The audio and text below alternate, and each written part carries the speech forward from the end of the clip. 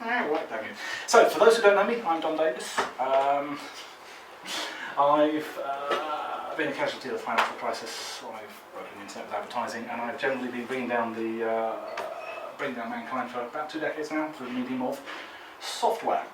I've worked here, and in a career that spans 2 millennia, which is not that impressive if you actually think about it. I've learned a couple of things. Some of them may or may not be correct.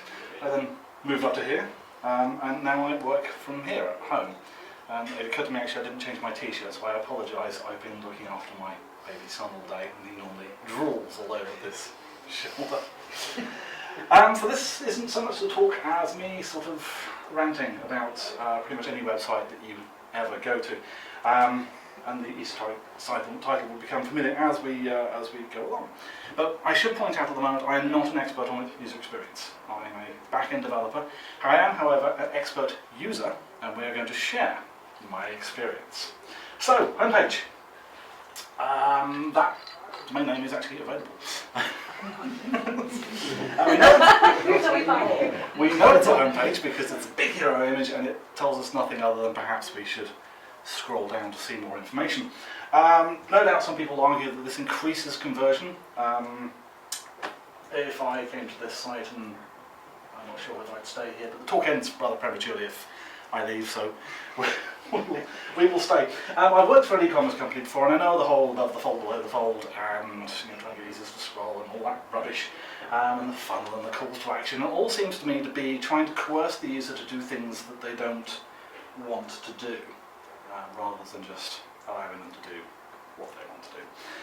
Not an expert, but coming to a website for a reason. Surely I'm here to buy something or find out some information, or do some other activity, and perhaps if you allowed me to get on with that and not got in the way, that might be slightly less friction for me. The irony is that we actually all know this. There's been studies, I can't remember the exact figure, but every click that you put in the user's path reduces conversion by a certain percentage. And we try desperately to avoid this. So I've turned off 3D Secure on a website before to avoid that step in the checkout in order to increase conversion. On that same website, I've done marketing, where we've done all kinds of things in order to increase customer spend. So we've removed security and allowed marketing. Now I'm aware that that's a dirty word, but marketing and crack programming are responsible for pretty much everything I'm going to bitch about tonight. They're a little blurry as well. I don't want to touch the thing. You don't want to touch the thing. After last time. So, that's it. This isn't something we're going to fix anytime soon. This seems to be sort of the internet at the moment. And I'm the wrong person to fix this because back-end developer and not a drawing person. We're going to ignore all the marketing bumps that will likely appear if I did actually scroll beyond this page. And we're just going to click on the sign up button. Now the rest of this talk is actually wireframed because I want to concentrate on the user interactions and not on the looks of websites. Those of you who are worried about pixel perfect design, be rest assured that I only use artisanal handcrafted pixels. You should too. All of the pixels used in this particular presentation are oxygen-free, shielded, twisted pair 24-bit pixels with gold connectors. So, first name. Legally my first name is Dominic, but I generally go by the name Dom, and that's not an uncommon occurrence. In fact, people often have names that have no bearing to their real name at all. Anyone who knows Frankie will attest to that. I'm not signing up for anything official here, so we're just going to go with Dom. Last name. So why are we asking for this? I mean, in fact, why are we asking for a name at all? Because of marketing. It gets more insidious too. If you're asking for this, and you're asking for this, it's well asked for this as well. I mean, we chose not to. Now we've got the title, we can do market segmentation incorrectly. Let's check out some examples. Female, unmarried. Female, married. Female, marital status, unknown. Male, marital status, unknown. Person. And we don't even have to use gender-neutral titles to throw things off. Person.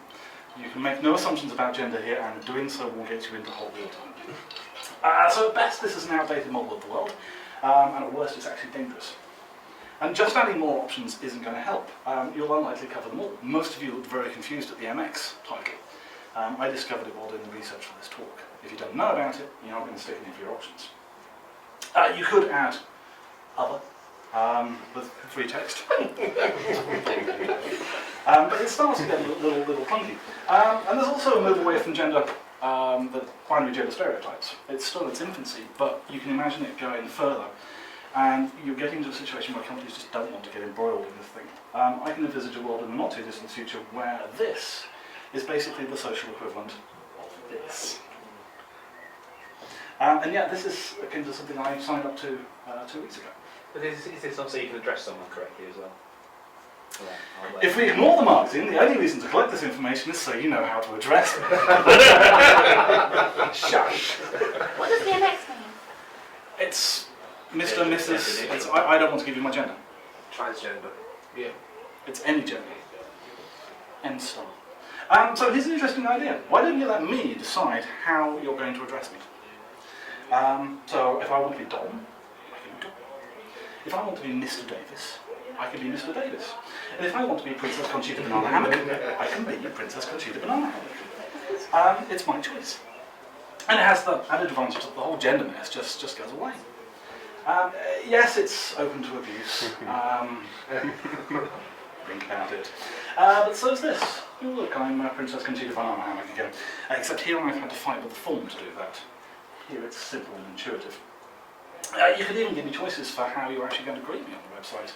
Do I want hi or hello, or do I want something that's sort of time of day based? Good morning, good afternoon. Now we're starting to personalise the experience somewhat. You, as a trendy startup, may think it's very cool to start your emails to me with Yo Dom. I, as a middle-aged conservative white male, might prefer Dear Mr. Davis. This way I can actually choose. And that should tell you far more than just asking for a title. But names are not unique. The reason why I use this for a Twitter handle is because Dom and Dom Davis were taken. Dom Davis, I think, is an American football player. We need, we need some way of uniquely identifying you. So under the covers, this is normally done by a number. It suits the database and things that are storing things, but it's generally going to be long and it's generally going to be different for every website you go to. We don't want customers remembering this kind of information, unless you happen to be Lloyd's Bank, who have only just allowed you to use a username rather than a unique 12-digit number. So instead we generally use a username or an email. Actually, we always use an email. We always ask for the email, because marketing. We can pretend to ourselves that it's for lost passwords and for delivery confirmations and stuff like that, but for the majority of sites it is just marketing. So if we're going to ask for an email address, do we actually need to ask for a username? And the answer is a rather woolly it depends. Generally, usernames should be used where you're going to be exposing things to the public and you don't want to identify the user through their email address. So let's take Twitter as an example. I'm pretty sure that Twitter wouldn't have grown like it did if that had my email address on the end of the URL. It would become spam as haven. GitHub is another good example. My username identifies my repositories but doesn't give away any information I don't want to give away, like my email address. My Sky account, on the other hand, does not need my username and should not be forcing me to log in with just my username. It should be using my email address. In fact, any website that has a username and an email address should let me log in using the username or the email address because they both uniquely identify me. We're going to be purchasing stuff from this site, so username has no business being here, and I'm going to pop in my email address. And then I'm going to confirm it again, because that's the important field. I'll give you a couple of seconds to digest this because it's always fun reading old XKCDs.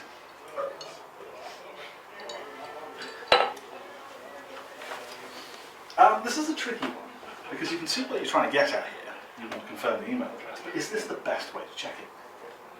I don't know about you, but box 1 is generally autofilled by Chrome, and then I cut and paste into box 2. Sometimes box 2 is also autofilled by Chrome, and even if box 1 isn't autofilled by Chrome, I type in the email address and then select it and copy and paste it into box 2. Copy and paste in the first. Any typos are just going to get transposed. There are better ways to confirm the email address, like actually sending an email to it, getting me to confirm that way. And this has the advantage that the marketing lot can also be happy that you confirmed it's a real email address, or at least one that's real when it was tested. Oops. Lastly, we can secure the account. So I pop over to my password manager and I generate a nice secure password and I cut and paste it into the password field. As long as pasting hasn't been blocked. As long as pasting hasn't been blocked, and this happens. Film this bit for Lewis. Yeah, okay. Or sometimes even this. Now I've got news for you. The password I've been put in was not a bad password. Unsurprisingly, there's an XKCD for this one as well. There's always an XKCD. There's two problems at play here, and the first is the insane belief that an 8-character password is somehow secure if you put a bunch of character combinations in there, and special characters, and lowercase, and numeric, and all the other stuff. Despite the fact that I have just entered a 32 character password, the lack of numerals, or mixed case, or some other arbitrary requirement trumps the fact that it's strong and is classed as support. Thankfully, my password manager allows me to change the password recipe, so I can go back to that and make it jump through all the hoops that you want me to. Now I've generated a password that's going to be an absolute bitch to type in on a keyboard and a real pain to type in on an iPhone keyboard. And then this happens. So you don't actually care about security, you're just regurgitating tired requirements that everyone uses because reasons, basically. But hang on a minute. If I run decrypt on this pathetically weak password, what do you think happens? I get a 60-character hash. And if I run decrypt on this hoop-compliant password, I get a 60-character hash. And if I run decrypt on something my password manager puts out as a password, what do you think I get? A 60-character hash. In fact, if my password was the entirety of Homer's Iliad, I would get a 60-character hash. It's a little bit more complicated to do it because decrypt hash doesn't work with such a large input, but you use some PHP, 789k password, run it through, 60-character hash. So the password limit is either arbitrary, or in which case you remove it, or it's there because you are not storing password as hashes. Anyone not storing password as hashes? Because I would tell them to leave now and go fix their code. The limit is not actually just arbitrary. Not storing the password as a hash is gross misconduct, and it's gross incompetence. It's just, there are libraries out there that do this for you. There are libraries in every single language you can think of. If you're using a language that doesn't have a library, speak to me. I will write one for you before I go home. It's a solved problem. I mean, these are packaged up and they're nicely out there on the internet. They're all documented where you just pull down the package and use them. There is no excuse for not using password hashes and salt and all the rest of the stuff.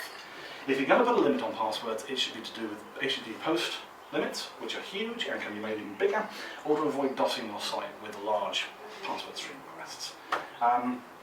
It shouldn't be based on a figure that you've randomly plucked out of the air. 12 characters for my Lloyd's Bank password. 512, 1024, 2048 characters should all be absolutely fine. And now I need to confirm my password, which, if we're going to confirm something, this is probably a field that you want to do it on. But if you've disabled pasting on this, I will hunt you down and I will hurt you. Because I wanted to enter this. And instead, you've made me do this in order to meet your password complexity requirements. And trying to type that in is just... and trying to type that in on an iPhone keyboard? Not happening. You're punishing me for using a password manager. You're actually punishing me for being secure. Despite the fact that my security is actually likely to be better than someone who isn't using a password manager. The network is so slow. Right. And while we're talking about people who are trying to be secure, don't punish people who put spaces in their password. Even if they're reusing their password but are using a strong passphrase, you shouldn't be turning around and saying you can't use that, it's got spaces in it. In fact, you shouldn't actually be arbitrarily disallowing anything, because a hacker then knows I don't need to run spaces against my attack.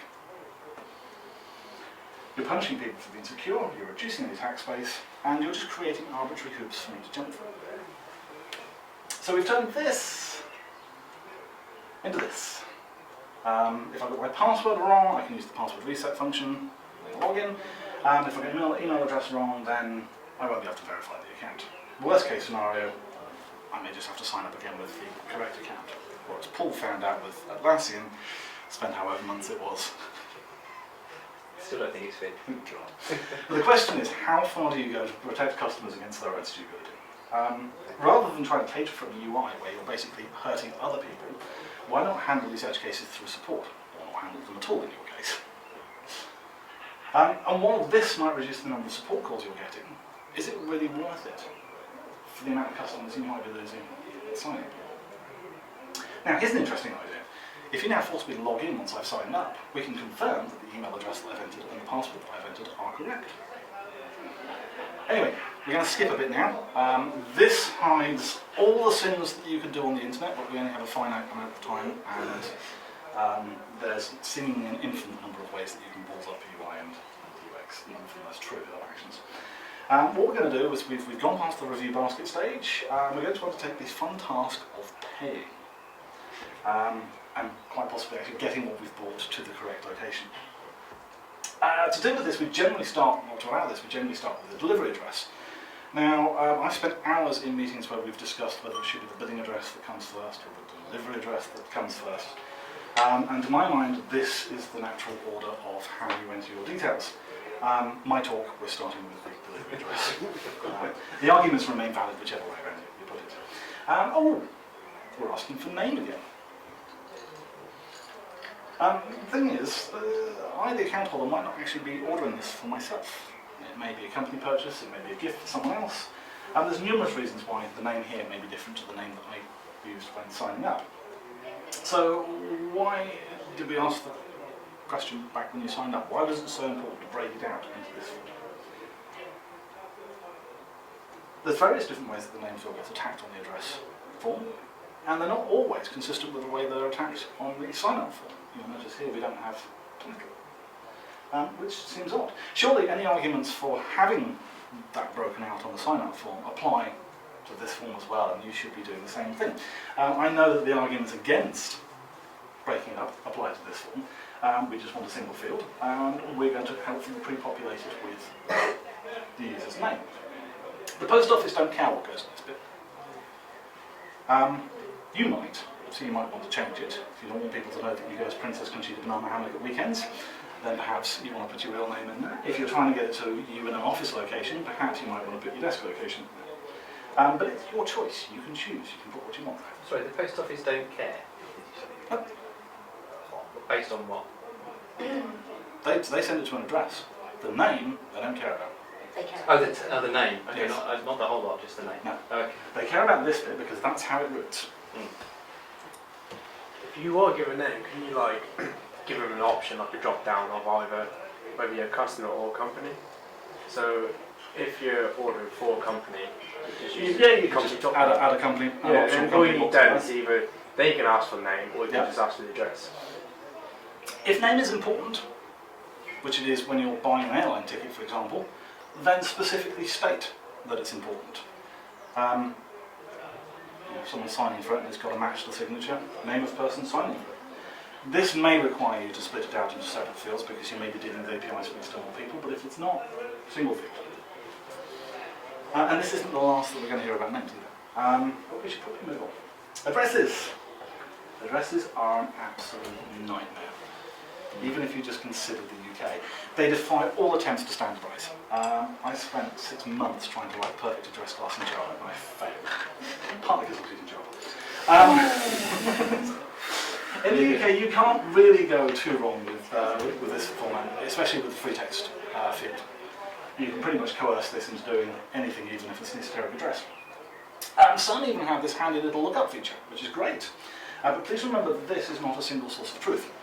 The Domino's website and iPad app, which I am all too familiar with, only allow you to enter the address via the lookup button. And they didn't have the last 3 companies that I worked for. They had the addresses for them, but they had different company names.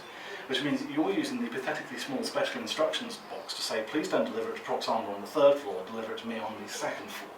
And then sending an email to Proxana saying, if you get a pizza, it's mine, please send it to me.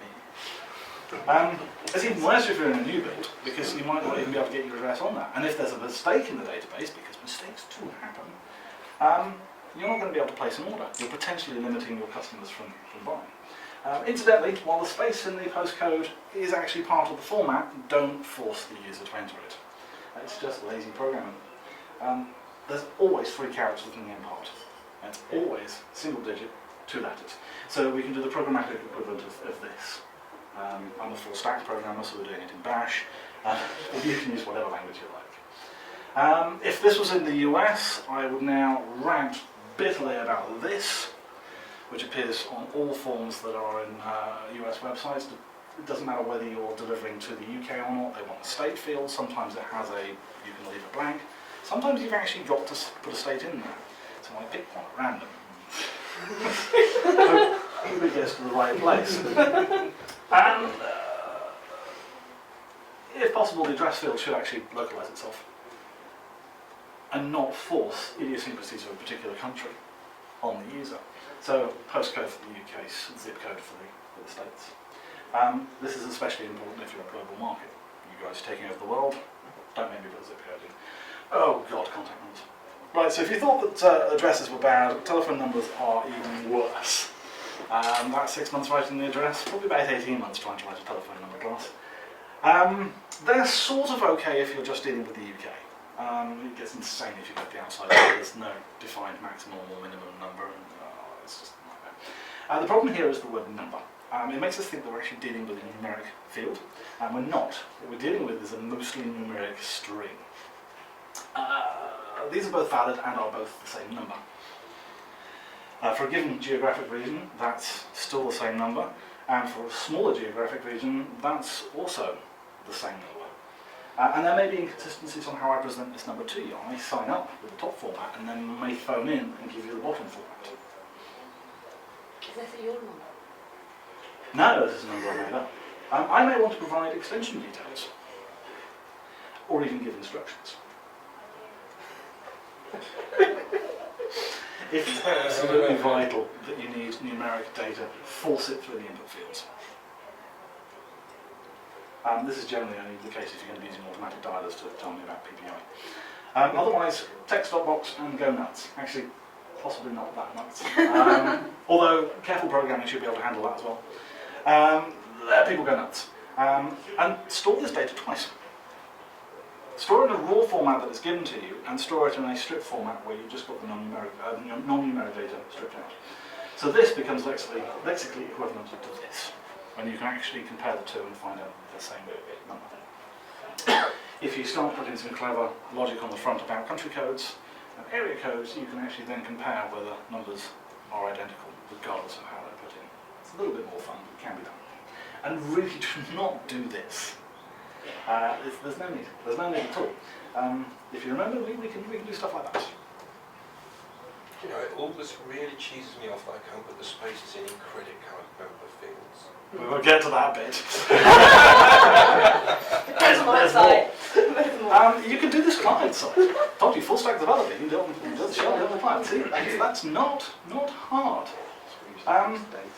So what we've got, it's not hugely revolutionary, but we've just got rid of some stupid validation. Now I could redo the entire segment all over again just to really drive the point home, but I'm going to leave this ticked and spare us the pain.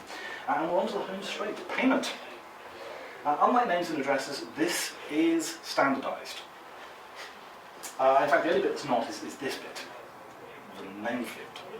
Notice the lack of titles, first names, last names. It's just asking for a name exactly as it appears on the card.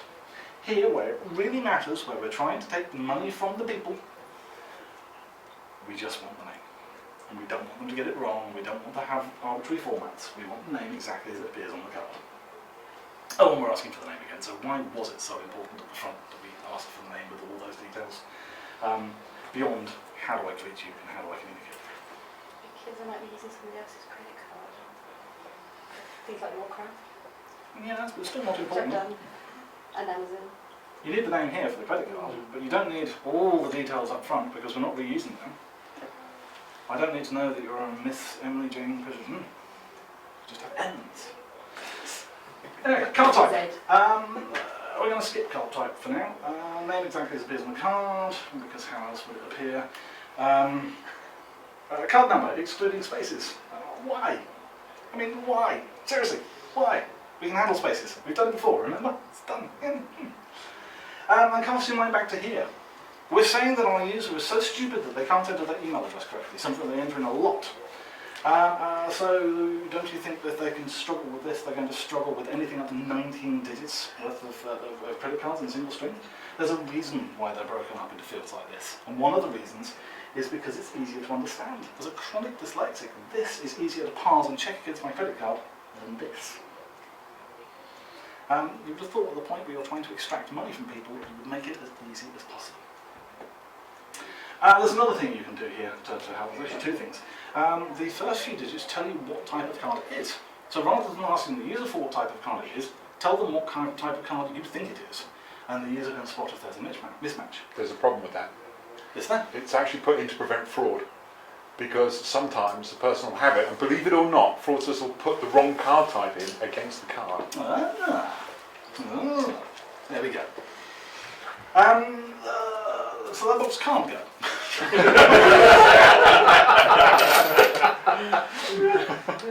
It can go. We can also perform a loan check, which is basically checking the numbers in the card to make sure they follow some format and to just make sure you've put in something that's vaguely sensible. And we can flag again to the user if you've got that wrong. Pretty sure start date and issue number aren't needed anymore. They're back to the dark old days of Maestro and all that rubbish. But we do need the expiry date. And there's a bunch of ways you can do expiry date, and there have been studies on how you should do this. And I would say go with the studies because science and results. They will use ISO 7813, which, as you know, is used on those cards. So this is a no-no. Don't do that. If you really want to list the months, do it like this. And you can use 4-digit dates if you really must. But in order of preference, you want to do it this way. Maybe, and if you just, if you want to watch the lot burn, then. Or I can pay by PayPal. Oh, Which one expiry. spaces? Expiry, should it be a drop down or just typed in? Pass. Fair enough. Some even have That tends to reduce the amount of type errors that you get. Yes. Some even have it as a single box, which is slightly more annoying because you then got to work out what format it is and do they want the slash or not. And your yearbox is going to get longer year on year, and you have to write code to make it automatically get longer year on year. It doesn't. Because the span of the cards is a fixed length, so you only have to go back and You forward a used to have certain to time. write some code so that at the end of the year you don't have to remember to add the next year. You just turn around and say that it's currently a plus minus. Yeah. Minus? Expiry date. But remember, back in person, not front end. So I don't know. Is the expiry date still needed? Yeah. Because it's sort of 20 years ago, as long as the expiry date was in the past, it was always just authorised. Oh, sorry, in future it was No, they validate it. They're very strict on it now. When you actually process the form and pass it through, you need to include the card type, the card number, the expiry, the CVV number, and if you've got an Amex card, you get a different number as well. And card issue number is still relevant for Halifax and Nationwide.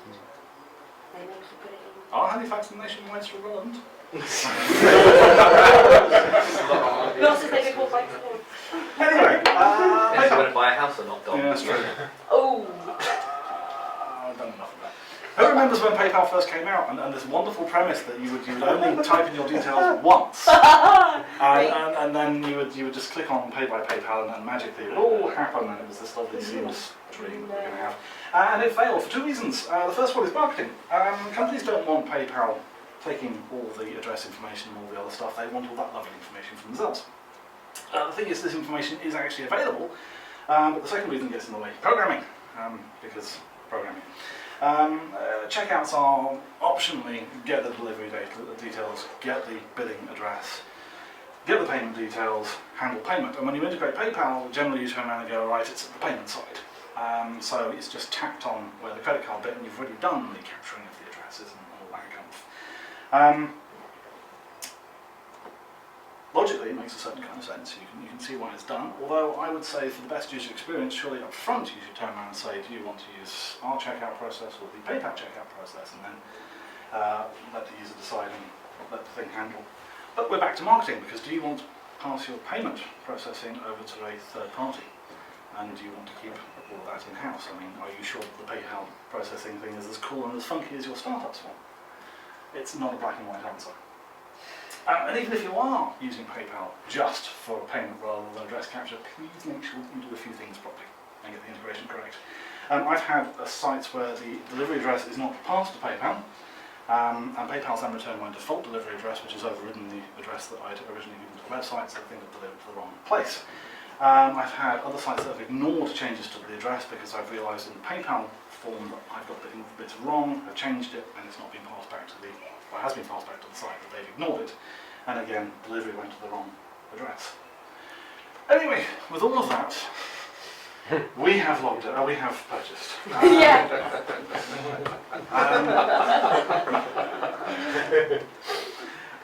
And I've picked a lot of holes in the process, which is odd because you'd think the checkout would be a solved problem by now. And it's not a solved problem because we're not asking the right questions. We as developers suck at asking the right questions, and we suck even harder at providing the right answers. Who has heard of the 5 whys? Yes. Yes. For those who haven't, the 5 whys is an iterative process where you get to the root cause of a problem. And it's very simple, you just basically become a 3-year-old. Please enter your credit card number with no spaces. Why? Because that's how the payment processor wants it. No. Because our system doesn't perform any basic transformations on data to get it into the correct format. That's a better answer. So, why? Because we didn't have them. Okay, well then why? Because we didn't think they were needed. Really? Okay, why? Because that's the way that everyone else does it. And that is because, well, I don't actually know. So let's think about this for a moment. Let's let this think in. We're asking for a credit card without spaces for a reason that we don't actually understand, for a reason that we don't know. And that's insane. Now, our previous answer wasn't great. In fact, none of our answers were actually great to that question. So if we're doing this just because, what else are we doing just because? How much of our code is just because? Just because that's how we've always done it. Because that's how everyone else does it. And the biggie, because that's how what I found on Stack Overflow.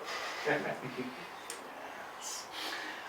To which there can only be one conclusion. We're writing code that we don't fully understand. And I'm not talking about logical progression of the code, I'm talking about how the code affects the user, how the code affects the system, and how the code affects everything in its entirety. What does the code actually do?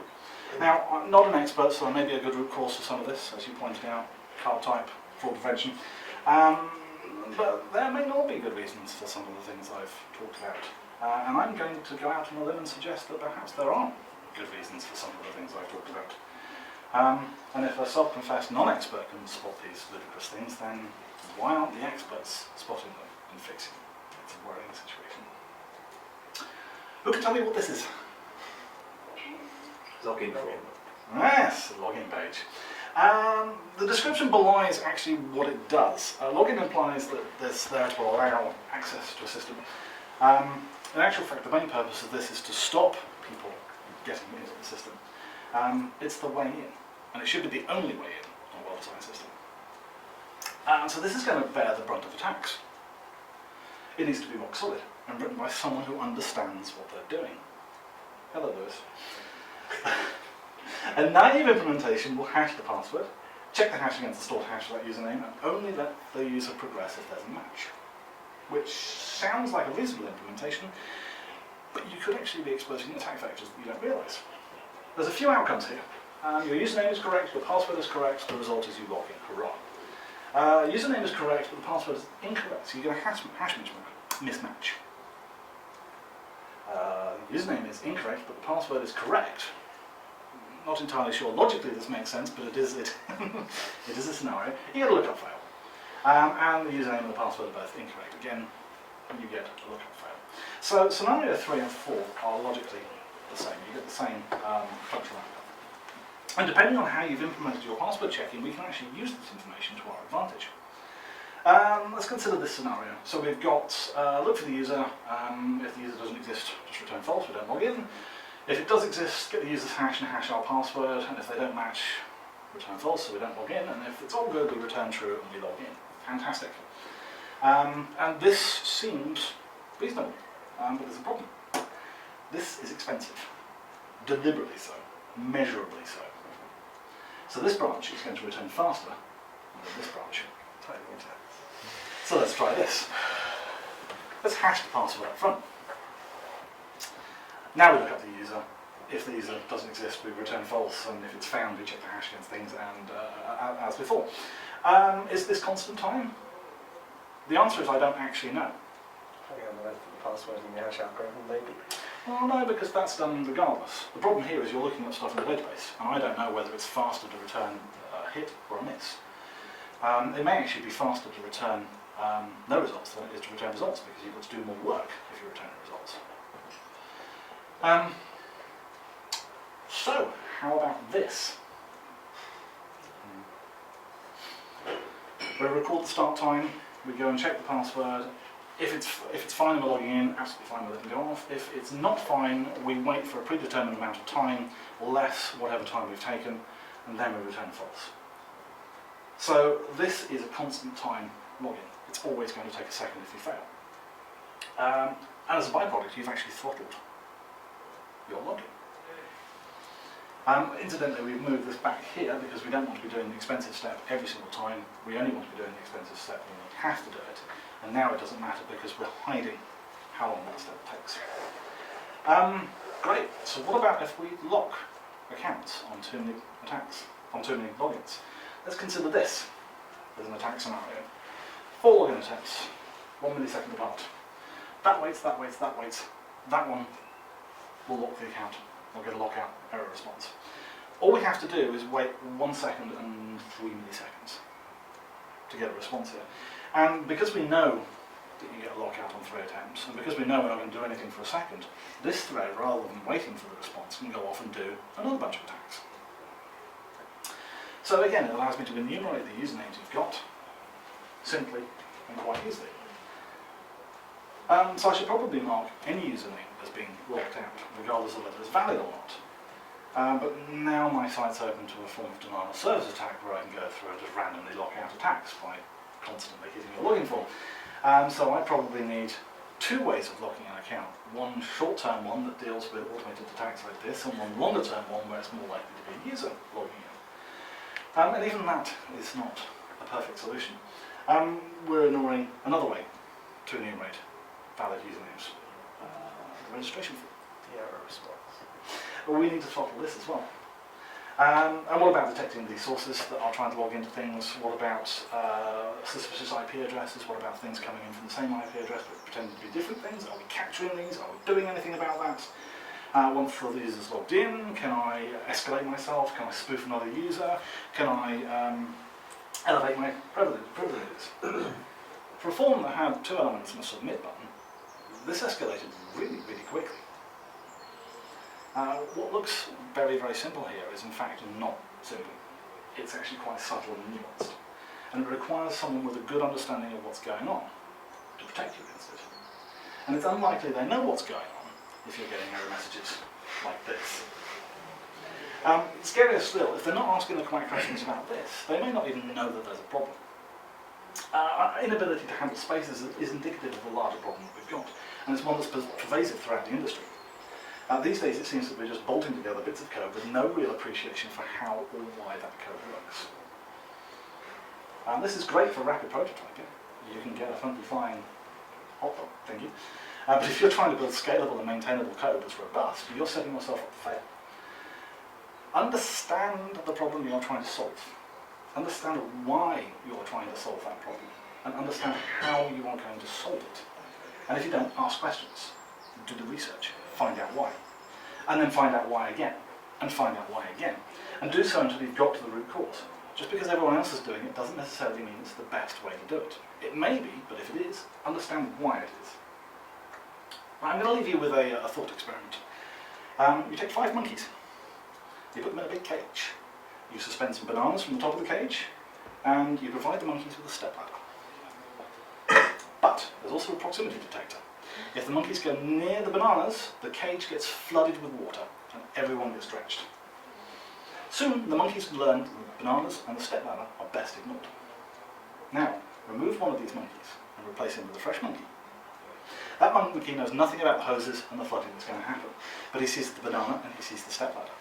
And he's a bright primate, and he can imagine himself climbing the stepladder and reaching for the banana and eating it. So he reaches out and grabs the stepladder, and is soundly set upon by 4 other monkeys who beat him soundly. He soon learns to ignore the stepladder. Then remove another monkey and put another fresh monkey in there. And the scenario appears again. The monkey gets mauled by 4 other monkeys, even the monkey who was put in before. He's been integrated into the idea of thou shalt not touch the stepladder.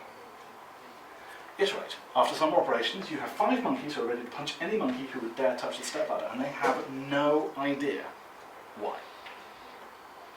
So originally, some developer somewhere was working on an old Unix system from the previous century, previous millennium in fact, which used the old DES-based crypt, which is a password hashing function derived from the DES block cipher.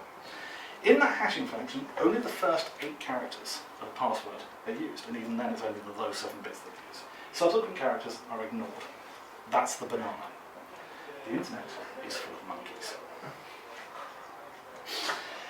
Be a software artisan, don't be a code monkey. Care about your craft, produce code you can be proud of, and in the name of all that is good and holy in this world, let me put spaces into forms. I'm going to open the floor to questions. Questions will only be accepted if they are phrased as haiku. They must be formed with heroic couplets, must contain at least 1 numeric character per line, must not match previous 7 questions asked in advance of this. And if you've forgotten your question, please click on this link to You've the got end. one virgin. Does anyone have any questions that match that criteria? Get me off that. Does anyone have questions that don't match that criteria? How much are you going to pay me not to post a photograph of you stood next to the Wes? I don't know.